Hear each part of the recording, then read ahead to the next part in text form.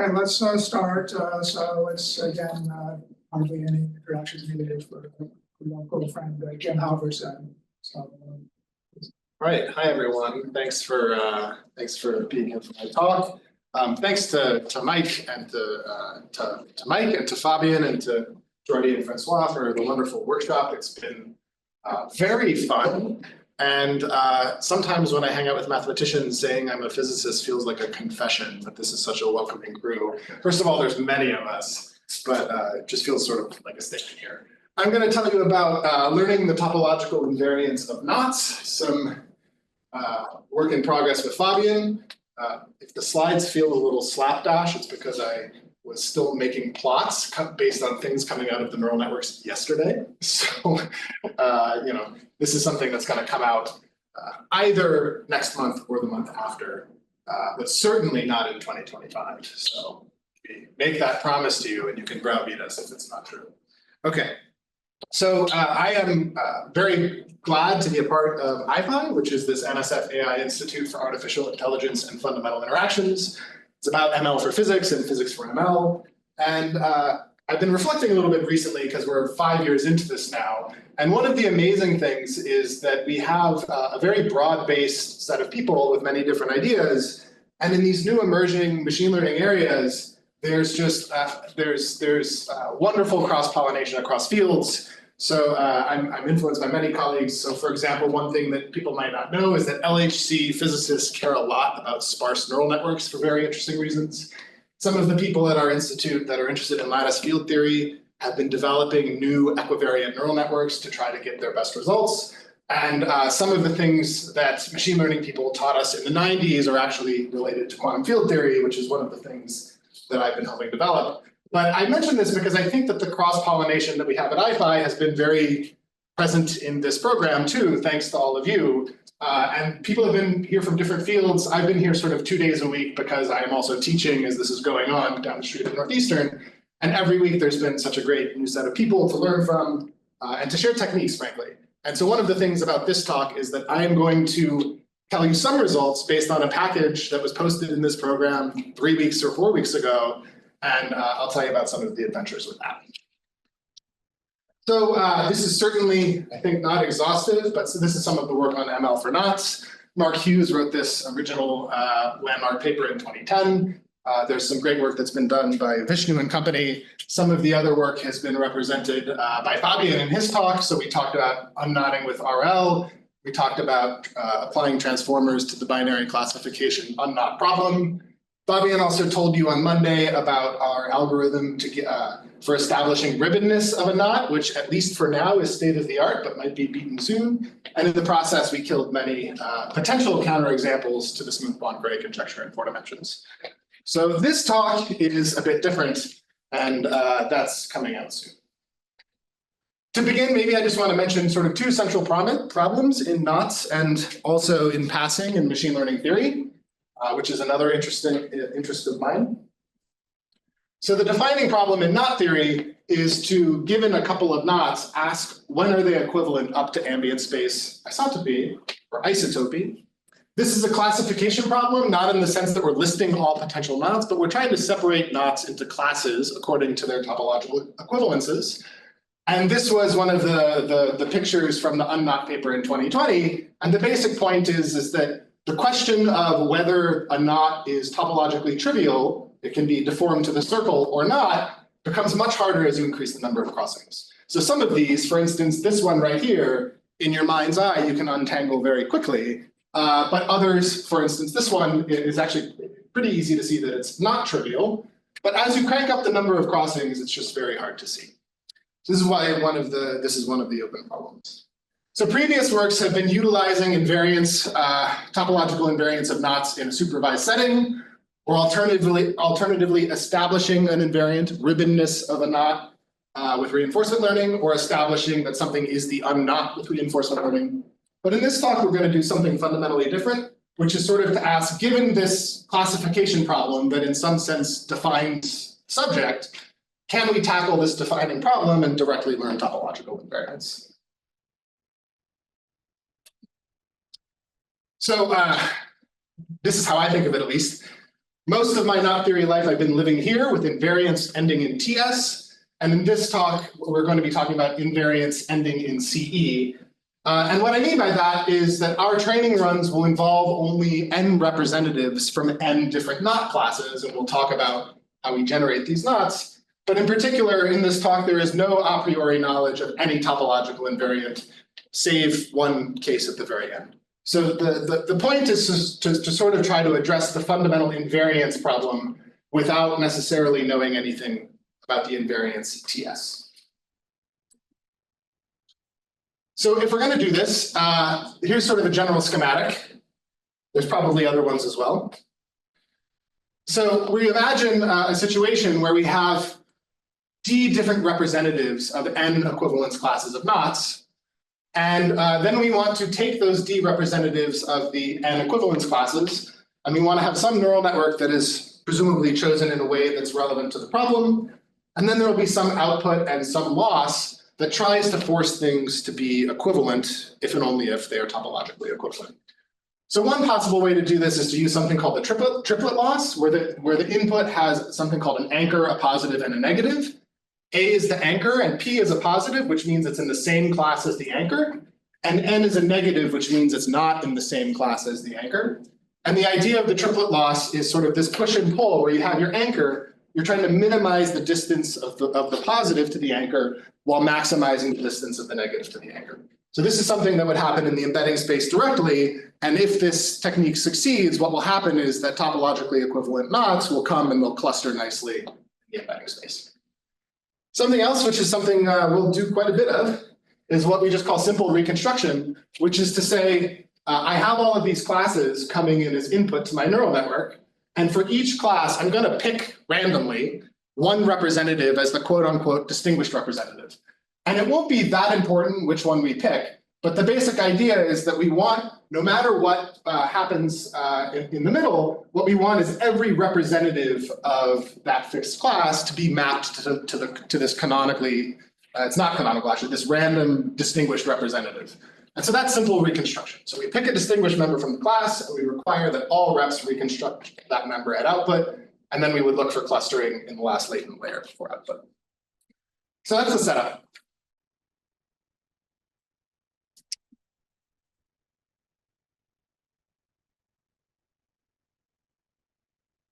That's the mathematical problem. That's the first of the two sort of fundamental problems. We want to try to use ML directly on sort of the problem that defines knot theory. But there's something else that I'm interested in that's related in a sense, or at least one might speculate about it, and I'm going to speculate on this slide. And that's what we heard about in Cengiz's talk the other day, which is so-called feature learning in ML classification. So the basic idea there is that you have some neural network and you have some outputs. And what happens is that the embedding of the data that comes into the neural network into the last hidden layer is essential to the final network predictions, because where you are here, there's only one layer between you and output, and that strongly affects what happens in the output. So this is called a feature sometimes in the machine learning literature. And one of the things that happens in certain cases is that if you make choices that are in some sense unwise, you end up with, during training, the features here are basically fixed. And this is what Cengiz told us. It's called lazy learning in the context of the neural tangent kernel. What you want sort of for robust learning more generally is for what's happening here in the features to be able to move around. As you scale up the system size so that it's sort of moving by order of ounce. And these are called feature learning regimes. The reason why I mention this is that I think that in mathematics we have an advantage, a place where we can take some toy approaches to this fundamental problem in machine learning theory, where we have rigorous features. And I'll use the language of topology as an example. So topological invariance, and I mean rigorous features here in a way that would make a mathematician happy, not sort of squishy notions of what we mean by feature here, which is more of a machine learning notion. So a topological invariant is what one might call, in a classification setting, a class separating feature, in the sense that if you have two data points, D and D prime, if the features don't agree, then the data points are in different classes. Or you might imagine complete sets of topological invariants that are class determining features, in the sense that if D and D prime agree on some sufficiently large set of features, then that would imply that they're in the same class. So a natural question that we can start to ask as follow-ups to the work that Fabian and I are going to present here is, are the machine learning features correlated with the rigorous features in some sense? What we have is very clean mathematical data with enormous amounts of structure and zero noise. And so these rigorous features are things that truly distinguish classes. And you might imagine in some sort of world that would require more work, that there's strong correlations between the rigorous features and what's happening in machine learning. So I think that's a really interesting problem. And something I'd like to do in the future is sort of to take these no error features and to try to sharpen this problem with feature learning. Okay. So I've told you about these two central problems, knot invariance here and ML feature learning, which is a different talk. We're going to try to study the fundamental knot classification problem. So I'm going to start by reminding you a little bit about knots and natural language. Hopefully most of you have heard some of the talks, so this will all be review. I'll tell you a little bit about knot invariance with convolutional neural networks and CNNs, and then I want to be sure to spend sort of at least the last half hour on knot invariance and generations with transformers. And in particular, for those of you that have been here for a while, Francois gave us this beautiful package int to int, and I'll tell you about some of the things that we've been doing with it. Okay. So knots and natural language, why are these two things related? So if we have a knot, you can imagine taking the knot and cutting it in this way. When you cut it right there and stretch it out, it'll be a braid with some twists in it that looks like this. And this top strand coming over, and this top strand coming over, and this top strand coming over is what's called an RTAM braid generator. And we'll talk about that a little bit more in a moment. But you can imagine this move of twisting down, and just call it 1, 1, 1.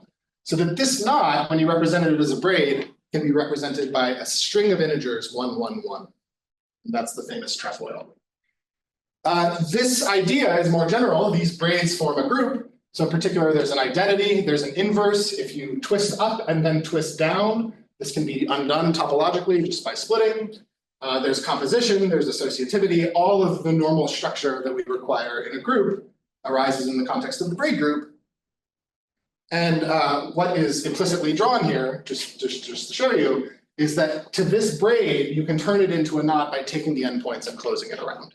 And that process of taking it and the endpoints and closing it around is called the braid closure, and it's how we map from braids to knots. So if we're talking about braids and knots, we need to talk about two different notions. One is the notion of braid equivalence, which will induce a knot equivalence. But there are also knot equivalences that are not braid equivalences, so we need to talk about each one. So there's this sort of move, braid relation 1, where you can sort of take these two and slide them past each other freely. And in the process, you take 1, 3, 2 and map it to 3, 1, 2. And that'll appear in an interesting way coming out of a transformer in a little while. Actually, it's this one that does. And then there's also braid relation 2. That similarly is just a simple topological equivalence of the braid, and it involves 1, 2, 1 mapping to 2, 1, 2. So in the braid group, this is just some relations amongst the generators that encode topological braid equivalence. On the other hand, you can talk about knot equivalence. So there's one type of move called conjugation, and there's another type of move called stabilization. Basically, I'll sort of explain stabilization. If you imagine taking the closure all the way here, stabilization is this last move here. And you can see if you close it all the way around, this little twist just gave you a little loop at the bottom that you can undo. So these are not braid equivalences, but they are equivalences of the closure. So the upshot is that if we think of braids, the knots are represented by words, and knot equivalence becomes equivalence between different words. And so then the question is, how do we determine when two words or sentences carry the same meaning? And this is useful because this is the domain of natural language processing. This particular slide is a little old. Before people were talking about transformers and large language models all the time. This is just the domain of things like ChatGPT, although we'll train our own. So that's sort of the setup. That's why we expect knots to be like natural language. Just sort of the introduction section. Does anyone have any questions? I prefer people to interact, but maybe that's too elementary so far. Why not so particularly? Why the equivalence of knots in same as with the equivalence of words? I mean, there could be other mathematical stuff. So of equivalence element? I mean, certainly there are languages that don't have anything to do with knots. I'm just pointing out that we can think of, we can literally think of a knot represented as a braid, as a string of integers, which you could think of as a language, where there's structural relationships between the things appearing in the sentence. So the braid generators are like words, and there are certain relationships in this language of braids that are actual topological equivalences. Thanks, that's a good question.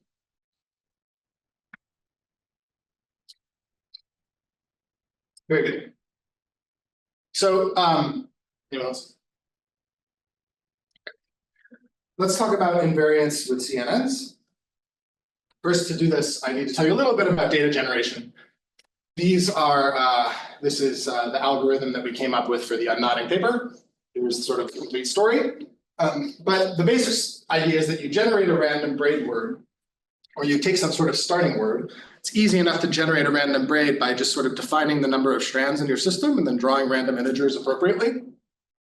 In general, that will produce a link, not a braid, so it'll have multiple components.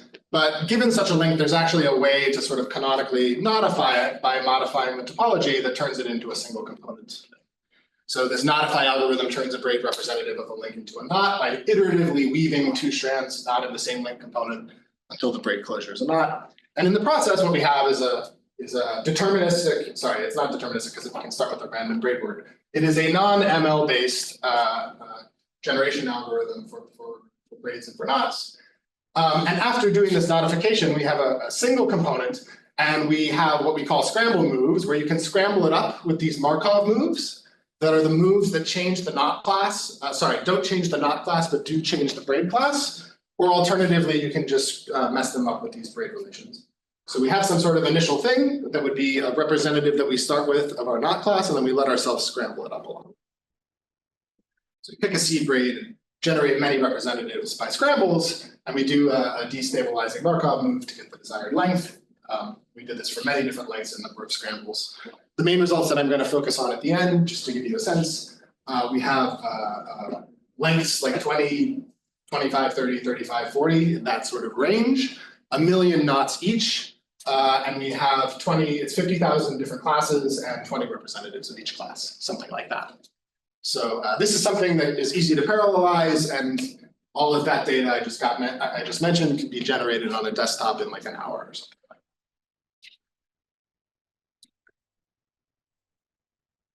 So first I'll tell you about learning topological equivalence in this CNN setting. So we're going to start, we're going to imagine the trefoil. This is the trefoil knot represented as a braid word, 1, 2, 1, 2. But instead of just inputting it that way, there's a periodicity associated with the braid word with bringing one of the letters all the way around the knot closure. And so what we're going to do is we're going to double it up so that as an n-dimensional convolutional filter passes down the braid word, it sort of sees all of these different translates. So the convolutional filter is the braid length. We have stride 1, so it sees all of the translates of the braid. We pass it through some pooling, a dense layer, and so forth. And then at output, what we do is the network tries to reconstruct the distinguished representative of the class using MAE loss. And this is just a direct approach to the classification problem using a simple CNN. So in this case, the training details were 200 equivalence classes of knots, realized as 5 strand length 12 braids, 12 reps of each class, 5 scramble moves from the initial knot. We had a couple of different embedding dimensions that we considered, and it trains an emitter or two. And when we cluster, we sort of see something like this in the principal components, that indeed, in the embedding dimension, things are clustering according to class. The different colors are the different classes. So it's not perfect, but we're already sort of starting to see the behavior that we want. And this is the PCA for embedding dimension 4, where the first 2 components give an explained variance of about 80%. So that actually was a result from 2021. And then we took a break and worked on ribbons and neural network metric and Ricci flows. We got into this thing with Sergey about trying to explain rigor with machine learning and Kolmogorov of neural networks. And that all just sounds like a lot of excuses. Really, it's my fault, but more specifically, it's her fault. I actually put that in the wrong spot.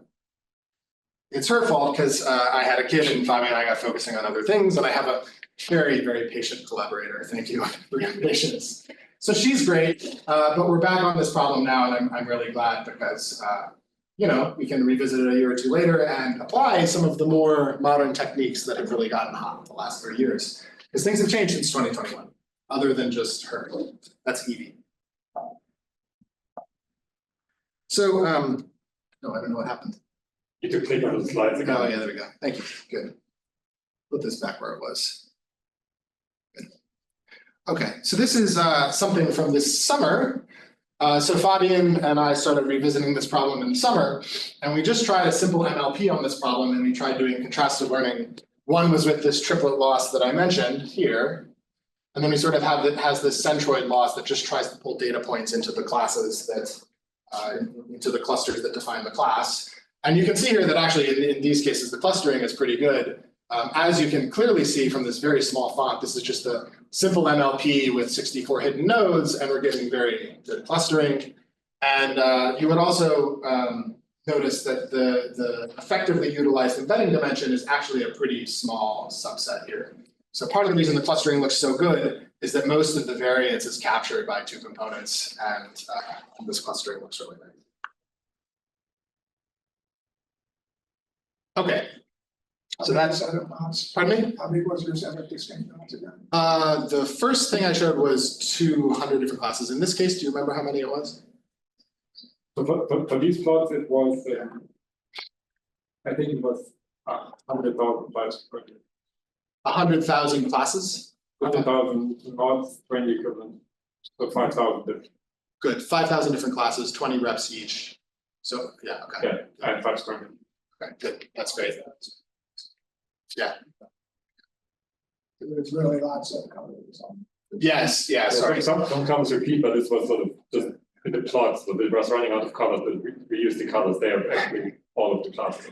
And in our training, we have far more classes than we actually put on the plots. We just truncate way down randomly, just sort of take the first bunch of classes just to help the visualization. What was the largest clustering number? Yeah, in this experiment, we took So 30. we generate braid length, braid 30, braid length 30. I didn't fully simplify them, and I did so the braid length is an upper bound on the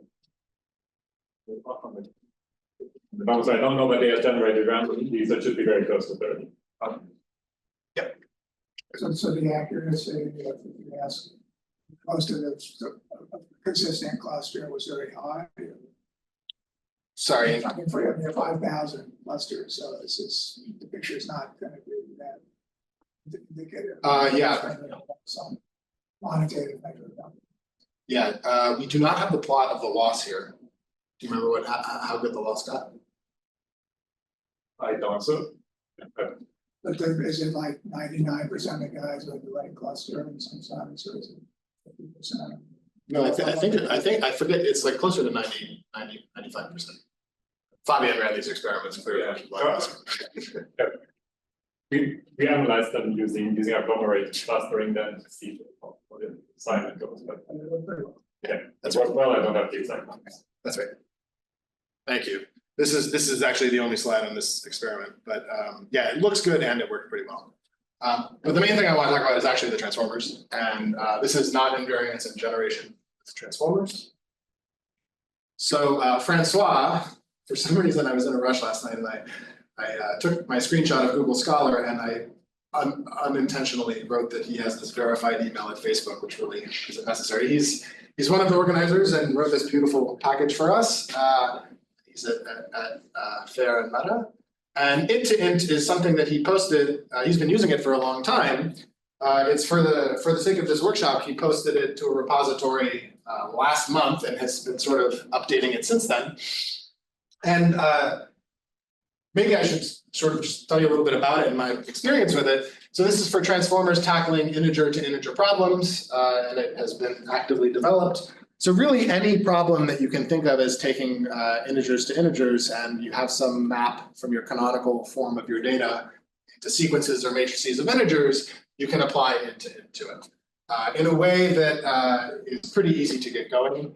For the purposes of what we're trying to do in this project, I had to dig into the source quite a bit, but I think in a lot of applications that's probably not as required. So I'm 10 to 20 hours in, and from my perspective, this package has a fantastic balance between power and complexity.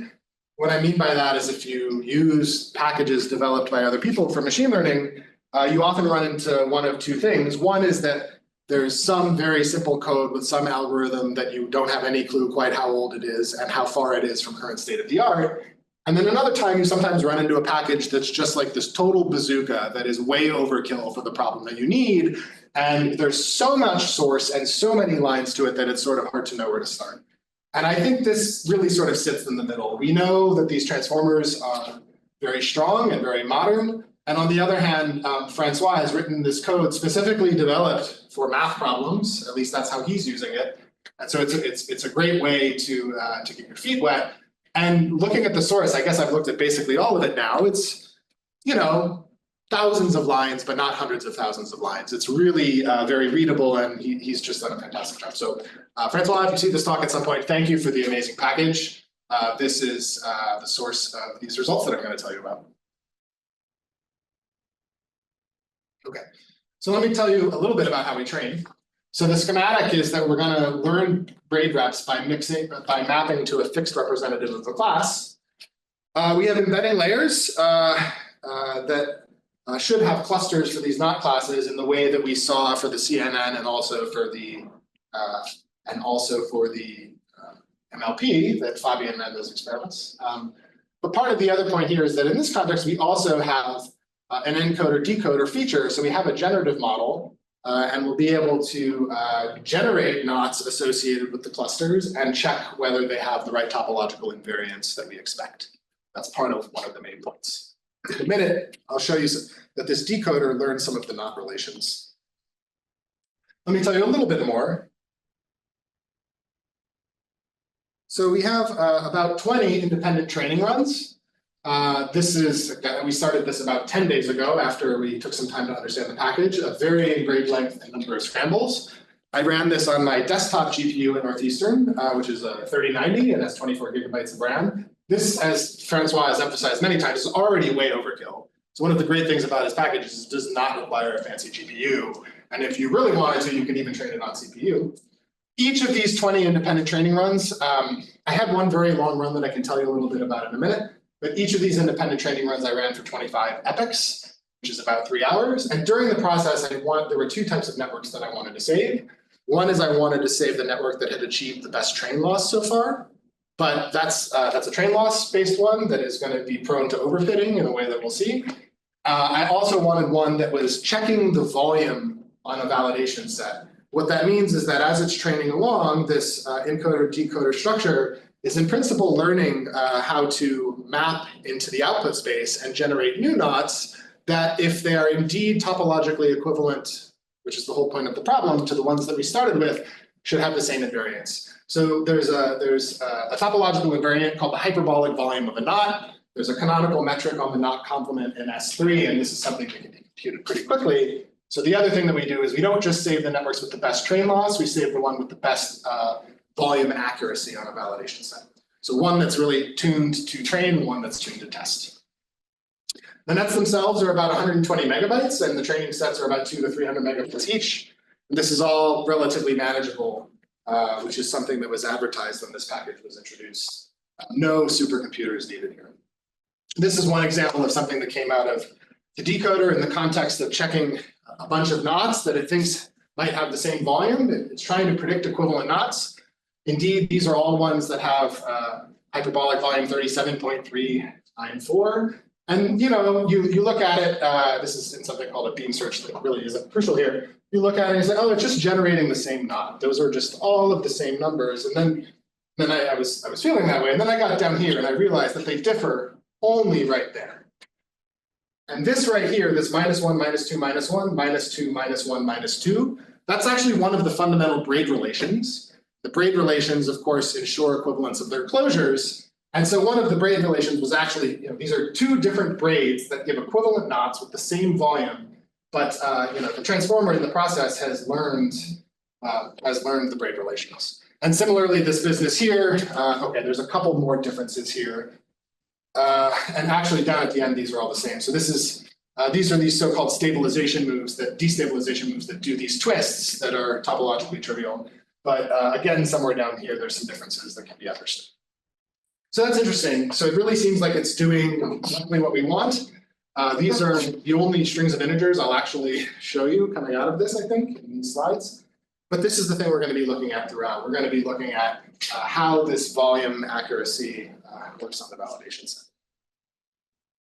Okay, so let's, I'm going to give you a bunch of systematic experiments that were trained according to this way. There's going to be a bunch of them. In the data generation bit, which was like 8 slides ago, I mentioned that the two main things that were varying are the braid length and the number of scramble moves. So the braid relations give equivalent braids, but therefore also give equivalent knots under closure. But there's also these Markov moves that give you different braids, but their closures are equivalent knots. So we have braid length and the number of scramble moves, which is each scramble move counts as one Markov move and one braid relation. So given a representative, we want ourselves to be able to screw it up a lot, so to say, and then have the network learn equivalence.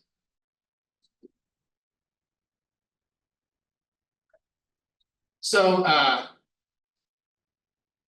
very good. So this is the systematics of the learned knot invariance with respect to braid length. So these different plots are for different braid lengths. The different colors here are for different numbers of scrambles. And what you can see is that the accuracy is slightly worse with increasing braid length, the maximum accuracy. The y-axis is indeed the accuracy on the test set of the hyperbolic volume. And we measure accuracy to like 5 significant figures or something like that. Yeah, very good. So in all of these cases, you see that it's actually doing, up somewhere between, certainly above 80, except in this very worst case here, the maximum peak, but even 90 or up to like 98% in one case. And that was pretty impressive because, again, we're not training it on anything other than different representatives of the same class. Something that you might notice, as you would expect, that in all of these cases, blue, orange, green, red are 5 scramble moves, 10 scramble moves, 15 scramble moves, and 20 scramble moves. And okay, there's actually, so running this ablation study and having things not crash is non-trivial. So you see this one cuts off here. That's just the code crash. And for some reason, very early, this green one didn't appear here. The paper will have the corrected plots where these things continue running. But you always see that as you increase the number of scramble moves, the accuracy goes down. So perhaps not surprisingly, with a fixed amount of train time, the more you screw up the knot, the harder it's going to be for it to learn topological. Yeah.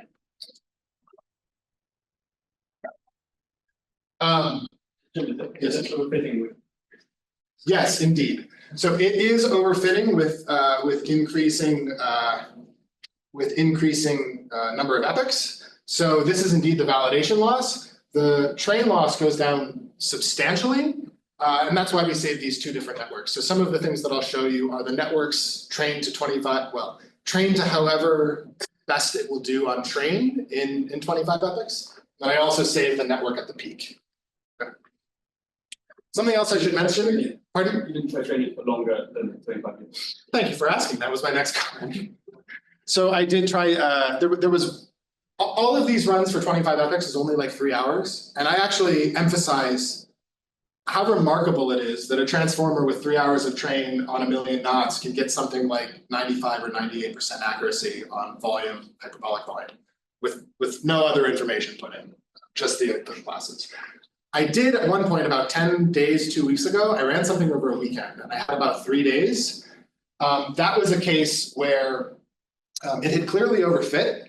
The clustering, back to your question, the clustering on the train set was just perfect. I got exactly the number of classes I expected, and they were clustered exactly the way you would expect, which means that it gets all of the volumes right. But in the process, we thought that we only had 20% accuracy on volume because it had indeed overfit. I had trained it for a very long time, and I took the time slice at the very last step. And so that very overfit network was very good on train and only 20% accuracy on volume. So naturally, what we started doing was saving the networks as they peak in the validation accuracy, and those are good. Yes, we tried testing out of distribution, like longer breaks that the train set. Yes. Lead out the middle. Great question. I deleted this slide because I wrote it last night and there was only one comment on it. It says, it's 11 p.m. on Tuesday, I have my talks tomorrow and I don't have the transfer learning results yet. This is a great question. Given any one of these networks, you might ask if the fundamental thing in this data is the relationships amongst these small little scramble moves, it might not matter that much how long the network is. Sorry, how long the braid is. We'll see a related result in a second, but what I'd really like to do, and this will happen for the paper, is transfer learning, pick some number of braids and number of scramble moves you trained on, and try it on the other validation sets and see how it does. It's a very easy experiment, I just haven't done it yet. These plots are from 2 days ago. Maybe one? Yeah. One comment about, so the collisions in the volume are very low. So when we say we test it on volume, because of course we don't know which of the representatives the neural network chooses to reconstruct. So we just give it sort of a bunch of braid words from on the input, and it's constructing an equivalent braid word on the output. But since we don't know which one it will be choosing, we cannot sort of just compare it to anything. So we compare just sort of the volumes between the input and the output. And so you might wonder, sort of, if the volume was not a good way of distinguishing knots, then sort of just checking the volume might say, okay, maybe it's still a different knot, but it's actually a very, very good classifier. So the conditions are low enough so that sort of almost all of the knots that have the same volume are so that have the same volume marker. So is it, it's actually computing the volume, something interesting? We will get to this. The answer is probably no. The answer is probably no. The answer is probably no. To state Fabian's statement again that I should have. For the purposes of doing something like this, you want something that's fast to compute so you can do it online during training across the entire validation set. And you also want something that's good at splitting things into classes. And the volume is both of those. So there's a canonical package written by mathematicians to compute the volume. And indeed, the volume collisions are very great. Okay. So the last was showing you on each plot increasing the number of scrambles for different braid lengths. Here I'm showing you for different numbers of scrambles the increasing braid length. And what you see here is that the braid length doesn't seem to matter too much. In a few seconds of staring, didn't sort of see any consistent pattern. So in particular, in this case, so this is 35, and then this is 25, and then red is 40, and then orange is 30. So that's completely out of order, which is probably just a statistical artifact somehow. In this case, they're actually sort of all on top of each other. And I think this is suggesting that the braid length in some sense doesn't matter too much to this algorithm, at least as far as we can tell thus far. Oh gosh, it's Francois' default. I think it's like 3 layers, 4 layers. Very few. Yeah. Not a ton, I don't think. They are essentially in order at the peak. Are they essentially in order at the peak? The peaks don't line up, do they? No, I mean, if you just say, so the blue one is. You want to take each of the successive peaks. I don't know, this peak is 35. Some absolute position that we're having. Not as far as I know. Yeah, exactly. I did not play with the architecture much at all. I worried more about getting the data in and running the ablation study. It's basically, with respect to the architecture, it's basically all of Francois' defaults, then digging into the embedding layer. But it's 5 million parameters, I think. Yeah, that's right. 4 million in the encode of 5 million. Yeah, pretty reasonable. I mean, he really emphasized it. I think you really got to try that in distributions, and it's really learning something about. You mean not just on the validation set from the same distribution? Yeah, they are inequivalent. We in one particular case we checked the collisions and they are inequivalent knots, but from the same distribution. But I appreciate the point. Definitely the transfer learning is something we want to check. I mean, in this case, they're sort of all on top of each other, but the trend was much clearer and much more understandable in this plot, in these plots than in this plot.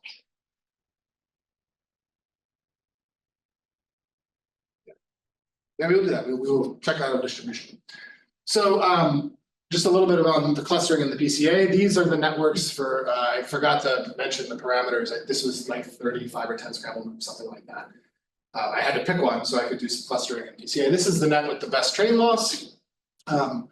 This is the best train loss that we got after running for 25 epochs. They're reasonably well clustered, but the explained variance of the first 2 components is only like 10% or something like that. And the test volume accuracy here is only 73%, which is indeed the statement that in training for longer to get the best train loss, it is overfit. And so the 73 is lower than the peak of the volume accuracy. But not surprisingly, the trained data set is better clustered, and the test data set is actually rather unclustered, at least in the first two principal components. On the other hand, this is the net with the best volume, not volume test accuracy. It's a little less clustered, but the accuracy is 92%. Again, the first components are about 10%, the explained variance. And something that I sort of saw throughout the training is that sometimes this increase happens fast. So this is only 8 epochs, and it took about 1 hour on my, pretty vanilla gaming GPU on my desktop. Nothing fancy. And yeah, I thought that sort of throughout this sort of result, getting to things like 92% accuracy, yes, in distribution, point very well taken. Taking 8 epochs is pretty good. Okay. Yes. Is much as clustered because when we did the contrastive loss, 90% were explained variance were the first two components, and the first two PCAs now only 10%. So it is clustered into with a higher dimension. Absolutely. It's not that it's less clustered, it's that the clustering could be in the extra dimensions because the explained variance is low. That's right. You just hear what the axes mean, they count them in order. Pardon me? What the axes label? Yeah, these axes labels are the values of the first two principal components. So what you have, I should have said more clearly what this is. The point is that the knots are embedded into some embedding space, some big Rn that represent what the transformer learned. And if it's doing what it's supposed to, it's clustering according to topological class of the knots. You then take that data and you run a principal component analysis, which basically says take the covariance matrix and find the eigenvalues of the eigenvectors. So you're getting a sense of how much these things vary. And then the first two principal components are the ones that are having most of the variance in the data set. So these are the first two principal components where there's a canonical linear transformation associated to the PCA that you apply, and then you sort of see the clustering happening explicitly. But the point Fabian is raising is that indeed, because the variance in this data set only, in some sense, only 10% of it or so is two-dimensional, there's really higher dimensional clustering that's necessary to see this. But for visualization purposes, we can only print two-dimensional. If you try take two related two related data sets, different wavelengths or whatever, two runs with different initializations, and compare the embeddings between the two to see again what sort of values. Good. Sorry. So you mean fix the data or No, not? you can take two sets of knots, train two networks, and presumably they both cluster. So you see, right. But see, or you've drawn representatives out of the same equivalence classes in both data sets, and so you can access the embedding of class A in the first model, and anyway related to the embedding of class A in the second. That's right. So you, in the specific way that we train that, you can't quite do that because there is a representative that we choose to map it onto at output. But you have the clusters now. Pardon me? Now you have the cluster. Yeah, but the clusters depend on what you map it onto at output. So if you fix Everything is supposed to cluster.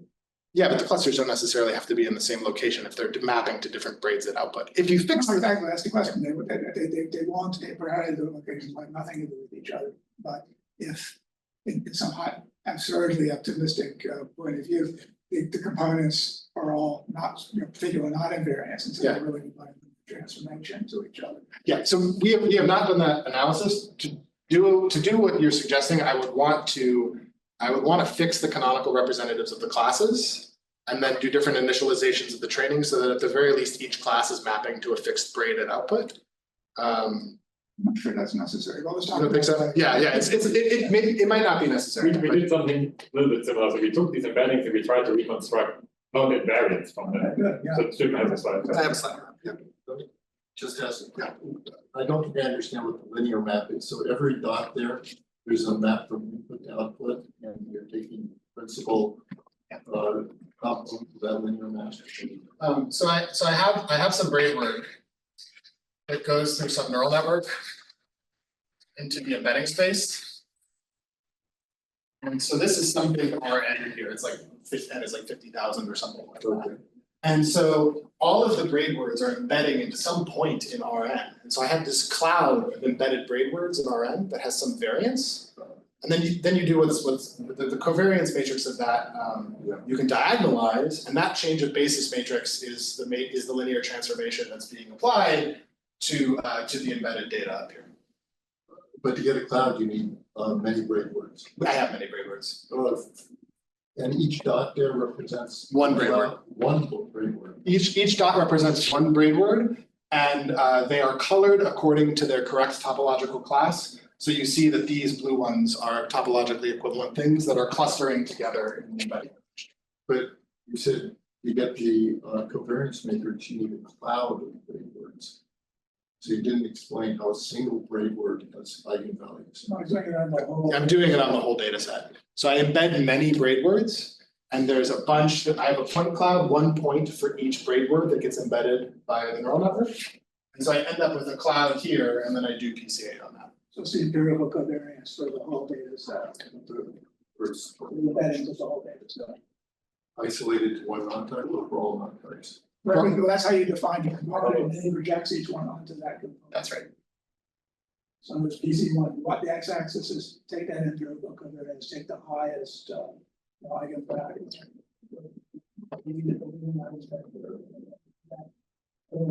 And for each knot you project onto that. I mean, to just draw a two-dimensional version, if I have a point cloud in R2 that looks something like this, it's clear that most of the variance in this data is along this direction. And so PCA in a higher dimensional embedding space, like dimension 50,000, the PCA figures out where most of the variance is and then applies a projection map. So this is a particular visualization of something like clustering of equivalent knot types that is happening in a 50,000 dimensional space. So we have an approach towards to the Jones unknot conjecture that I promised in the abstract. So the Jones unknot conjecture is open. The conjecture, so Jones unknot has Jones polynomial 1. The conjecture is that the Jones polynomial is 1 if and only if k is the unknot. And so there's an approach where you could imagine trying to find a counterexample to the conjecture by using the embedding dimension in a clever way. So we tried two different ways of that in a slightly different setting, and we're going to try it in a different setting in another transformer also. I'll explain this in a moment. But the basic starting point is to imagine that you have that you know where the unknot is embedded. So if you know where the unknot is embedded, and you do some Gaussian noise addition here with increasing variance so that you're sort of moving away from the unknot, what the transformer is able to do is to take what's in the embedding dimension and map it to a braid word at output. So the things that are tightly clustered where the unknot is will indeed spit out unknots out of the decoder. But as you add Gaussian noise, you're sort of systematically moving out in a cloud away from where the unknot is embedded. Fabian ran this experiment, and what he found in the process is that as he moved away, he found that he was moving from unknots to non-trivial knots that have Jones polynomial that are not 1. So he did not find a counterexample. I should actually mention the second thing before I mention his experiments. The other thing that you could do is you can imagine some sort of trajectory sampling where you find where the unknot is embedded, and you find where another knot is embedded, such as the trefoil, and you start following a path in the embedding space from the unknot to the trefoil. As you go along here, this is all in the embedding space, you can have the decoder map you to a braid word, and you can ask in the process, has the topology changed and has the Jones polynomial changed? And if you, as you move away from the unknot, either via this trajectory sampling or this Gaussian sampling, either are ways of moving away from the unknot in the embedding space, the question that you want to ask with respect to this conjecture is, did the topology change to a non-trivial knot without changing the Jones polynomial? And if you have a single instance of that in this embedding space, what you have is a counterexample to the Jones unknot conjecture. So Fabian did this training by training this int-to-int using coefficients from the Jones polynomials and mapping to braid words. So everything that I showed you with transformers thus far was braid word to braid word. This lets you condition on Jones polynomial 1. So he trained Jones to braid word, and he then said, neural network, put me in the embedding space wherever the Jones polynomial 1 maps to, decoded, that gives the unknot. And in the process, what he did is, given that point to the embedding space, he did this Gaussian noising and this trajectory sampling.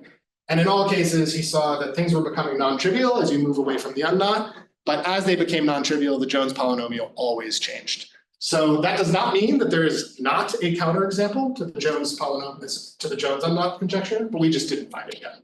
So as far as we know, this is a very neural netty way to do things, and this is just the new approach to the Jones unknot. I actually don't know much about whether there's a consensus on whether it's true or not, but I think it's pretty open. Mike, do you have a strong opinion on this? No. Yeah. Right, so the Jones breakaway training, it's one to many, right? Yeah, but it is one to many in principle, but Jones polynomials are pretty good at distinguishing different classes. So I don't know how many collisions there were. I don't know if you have a comment, but it's a pretty good distinguishing. It's the single percentage. And so you only have a trained one breakaway version of it. You never had some, two realizations at the same time on the training set. Sorry, two realizations of the same knot. Yeah, in terms of different breakaways, same. I don't know if he had multiple representatives of the same class. Did you? No. How well in the previous model did the embedding predict the Jones polynomial? It's much worse, but I didn't have time to try it. How well did it predict it? You mean So correlated? coming back to the previous, where you trained on Yeah. all the knots, and now you tried to predict the Jones polynomial from the embedding. Yeah, that's right. So somehow this works predicting the Jones, well, you have a plot. Yeah, I have a plan. That's right. I'm gonna get there in just a second. Yeah. Good. And I'm also on time. So just to summarize, we're trying to approach this fundamental classification problem. We have not class clustering, it seems, in the embedding dimension. Indeed, Mike is right. We should try it out of distribution also. And we have the ability to decode, that is to map from the embedding dimension back to braids and therefore to knots. There's lots of things you could imagine to explore further, to further push on this Jones unknot conjecture. We're open to suggestions, but maybe I'll live here since this is what Mike is asking. If this embedding dimension is doing what we're hoping it's doing to learn how the knots cluster together, it's learning some effective topological invariant that distinguishes the classes. And so you might ask, how does it correlate with these rigorous invariants that we know exist for knots? Can you predict the embedding using known invariants? Are the cluster positions interpretable? Does the cluster distance encode anything meaningful from the perspective of the rigorous invariants we know about? These are all sort of open questions. The one thing that we have something to say about is the predicting the embedding using the known invariants.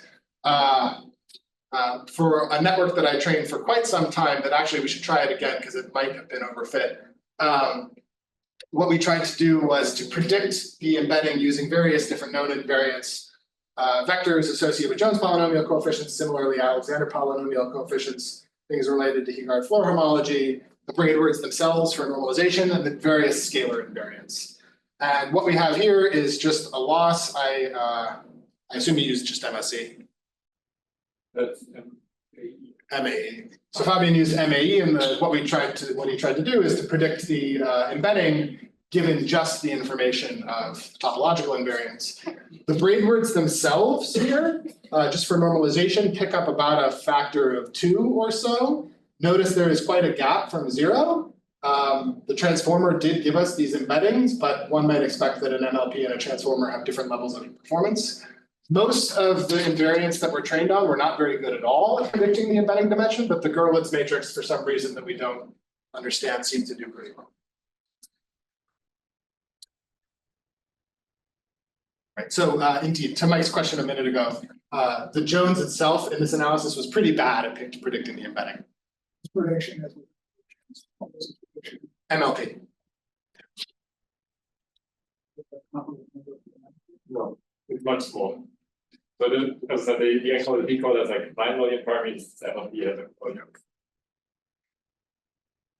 So you have some evidence that the embeddings have something about it. Yeah. And admittedly, sort of in the true spirit of this workshop, what a lot of people are doing, we're like trying things and emailing, did this work, did that work? It's what you guys were after, and so that's the point. And so this is indeed, it's worth trying this with both a transformer of comparable size and also just an MLP of comparable size. Thank you for running the experiment. Okay, so just to conclude, there are mentioned offhand this feature learning question in ML. The central problem we were after here was not invariance.